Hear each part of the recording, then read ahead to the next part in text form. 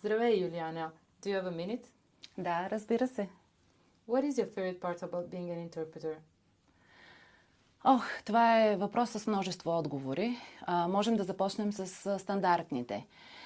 Ние сме хора, които хвърлят мост между култури, способстваме вземането на важни политически решения, работим в многоезична, многокултурна среда с много голям престиж на професията.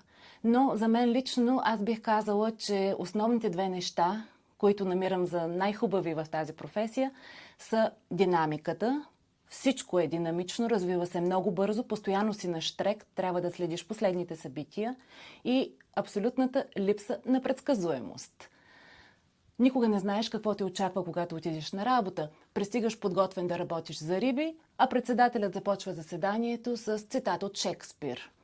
Разбира се, тази липса на непредсказуемост е и източник на известна здравословна доза стрес. Стрес, който обаче ни пристрастява. И ние се връщаме за малко повече от него. Всеки ден, малко повече стрес, който също ни прави и много щастливи.